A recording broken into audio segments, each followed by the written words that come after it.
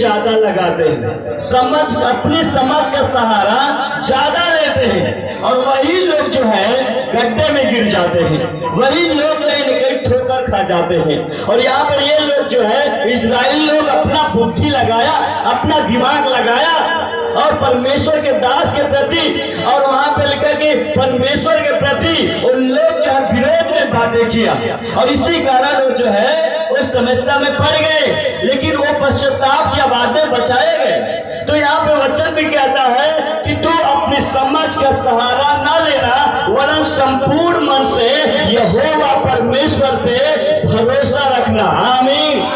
बहुत सारे लोग जो है अपने बुद्धि से चलते हैं, अपने समझ से चलते हैं, लेकिन प्रभु में आने के बाद मैं कहता हूँ यदि आप प्रभु के साथ में आप चलते हो तो अपना समझ का सहारा न लो, परंतु आप विश्वास से चलो तो तुम जीवन पा जाओगे इस मसीह के नाम में। आमीन। हालेलुया।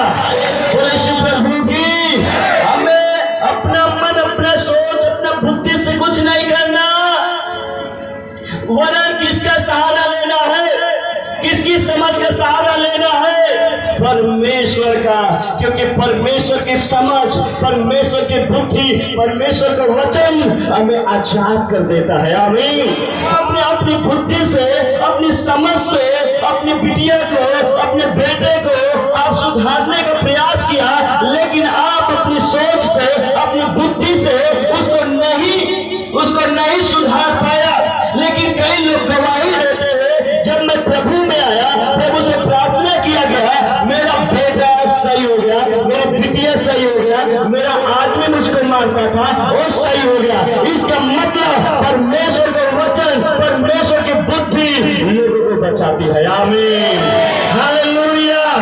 मैं यही कहना चाहता हूँ, आप अपने बुद्धि से नहीं, अपनी समझ से नहीं, वरन संपूर्ण मन से यहोवा पे भरोसा करके जब तुम चलोगे तो वचन में लिखा है यहोवा परमेश्वर तेरे लिए सीधा मार्ग निकालेगा। आमीन। कौन निकालेगा? जब उसको याद करते हैं तो हमारे लिए सीधा मार्ग निकालता है, और जब हम उसको स्मरण नहीं करते हैं तो दुष्टात्मा अंधकार की शक्ति कहीं न कहीं हमें टेढ़े मार्गों में लेकर चली जाएगी, हम टेढ़े मार्गों में चलने लगेंगे। लेकिन परमेश्वर कहते हैं यदि तुम मुझे स्मरण करो तब तुम्हारे लिए सीधा मार्ग निकलेगा, नहीं भटकते रहो। टेढ़े मार्ग में क्या होता है? भटकना होता है, समय बर्बाद होता है, तमाम बेचैनियां आ जाती हैं, कई परिस्थितियों का सामना करना पड़ जाता है जब टेढ़े मार्ग में हम चलते हैं। लेकिन प्रभु कहता है तुम मुझे स्मरण करोगे तो तेरे लिए सीधा मार्ग होगा। आमीन। सीधे मार्ग में तुम चलोगे, जीवन पा जाओगे। आमीन। हालेलुया। और यही इजरायली लोग जो है मालूम होर पहाड़ से ऐसे गए दौड़ करके कई मार्ग से घूम कर जा रहे थे। मतलब जो है वे लोग जो है परमेश्वर की इच्छा के अनुसार नहीं चलते थे, हमेशा बुड़बुड़ाते थे, हमेशा उसको जो है वो जो कहीं न कहीं करवाहट प्रभु के दास और परमेश्वर के प्रति लेकर चलते थे। इसलिए इजरायली कई बार परीक्षा में पड़ जाते थे। परमेश्वर वो लोग पश्चाताप करते, फिर भी प्रभु दया करके उनको बचाता था। कई बार उनका मन कठोर हो जाता था तो दुश्मनों के हाथ में लोगों को प्रभु भेज देता था। लेकिन मेरे प्रिय यही होता है, यदि हमारा मन सही है, हम उस पर विश्वास करते हैं, उस पर स्मरण करते हैं, तो हमें टेढ़े मार्ग से, उस गड्ढे में से प्रभु हमें निकाल कर सीधे मार्ग में चलाएगा। आमीन। जोर से ताली बजाएं। बोले यीशु प्रभु की। आप लिखा कि अपनी दृष्टि में बुद्धिमान ना होना। कई लोग जो अपनी दृष्टि में बड़ा बुद्धिमानी वाला दिखाते, लोग ऐसा बोलेंगे, ऐसी बात करेंगे कि लोग हमें देखें कि हम बहुत बुद्धिमान है। जिसका मतलब क्या है? ये एक घमंड का प्रतीक है, और घमंड एक पाप है। बाइबल कहती है घमंड मत करो, घमंडी मत बनो। और यहाँ पे लिखा कि बहुत सारे ऐसे लोग होते हैं ना, ऐसी बातें बोलेंगे उसको सब लोग पसंद करें, सब लोग उसको जाने के वाह क्या बुद्धिमान है, ऐसा संसारिक लोग करते हैं। लेकिन हमें प्रभु बताता है यदि किसी को बुद्धि की कमी है तो मुझसे मांगे, बिना मैं उलाहना किए हुए उसे क्या है दूंगा, मैं दूंगा उसे। अपनी समझ का सहारा लेकर संसार के जैसे लोग समझते हैं, संसार के लोग जैसे सोचते हैं, उस प्रकार से नहीं सोचना है। तुम मेरे तौर तरीके से चलना तो तू और अधिक बुद्धिमान होगा। आमीन, हालेलुया। बोले यीशु मसीह की। पहली बात परमेश्वर का भय मानना, और दूसरा बुराई से मतलब गलत कामों से तुम्हें अलग रहना है। जब आप ऐसा करोगे, ऐसा जो है तुम जो अपने मन में ऐसे विचार ले लोगे और उसके अनुसार चलने लगोगे, मुझे परमेश्वर का भय मानना है, उसके वचनों पे चलना है, तो नीचे के आयत जो है वचन कहता है इससे तेरा शरीर भला और तेरी हड्डी हष्ट पुष्ट रहेगी। मतलब जब हम ऐसा करेंगे तो परमेश्वर हमें आत्मिक और शारीरिक जो भी प्रॉब्लम है उससे भी आजाद करता है। आमीन, हालेलुया।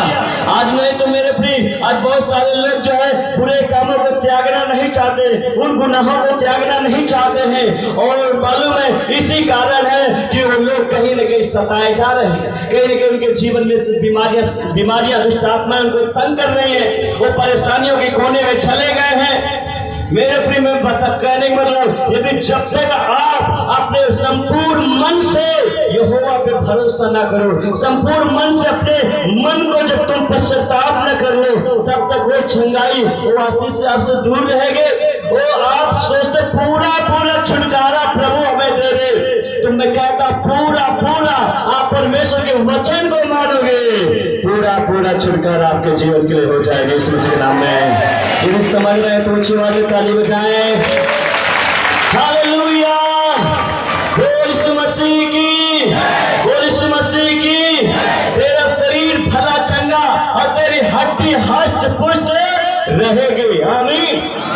मेरे प्रिय, यहाँ पर क्या है, जो परमेश्वर का भय नहीं मानता, जो पाप में जो बुराई में रहता है, तो कहीं न कहीं वचन में क्या लिखा है, वो कहीं न कहीं समस्या में है, पीड़ित है, वो जो उसके शरीर कहीं न कहीं बीमार है, वो भला चंगा नहीं, उसकी हड्डी भली चंगी नहीं है। मतलब पाप और गुनाह जब हमारे जीवन में होता है तो वो जो है जो हम करते हैं उसके द्वारा हमारे शरीर में आ जाती है समस्याएं। जब हम इसको मन से त्याग देते हैं तो हमारा बाहरी भी शरीर भला चंगा होता है इस मसीह के नाम में। आमीन, हालेलुया। यहाँ पे क्या लिखा हुआ है कि इस कारण जो अपनी भूमि की पहली उपज परमेश्वर को देकर तू यहोवा की क्या करना, प्रतिष्ठा, दूसरे शब्दों में आदर करना, उसका तू सम्मान करना। लेकिन आज हम क्या है, इस वचन को क्या हम इसको सही मायने में समझ पा रहे हैं क्या? अभी जब हम पढ़ते आ रहे तो आपने लिखा अपनी समझ का सहारा ना लेना, तो यहाँ पर भी क्या करना है, ये वचन पे अपनी समझ का सहारा न लो, जो प्रभु का तो उसको करिए, लेकिन हम अपनी समझ का सहारा ये ले लेते हैं। दशवांश के बारे में सब लोग जानते हैं कि यदि परमेश्वर हमें बल दिया, ताकत दिया, हमने 100 कमाया है तो उसमें जो है 10वां हिस्सा प्रभु का 10 रुपया हुआ, 500 कमाया तो 50 हुआ, हम 1000 कमाया तो 100 हुआ, लेकिन उसमें अपना बुद्धि लगा लेते हैं। हमने 5000 कमाया और कितना हुआ, 500 हो गया, अरे बहुत ज़्यादा है, इतना 500 नहीं, चलो 10 डाल देते हैं। ये अपना बुद्धि से चल रहे हो, ये अपना सोच लगाते हो, इसलिए प्रभु का वचन आपके जीवन में पूरा नहीं होगा।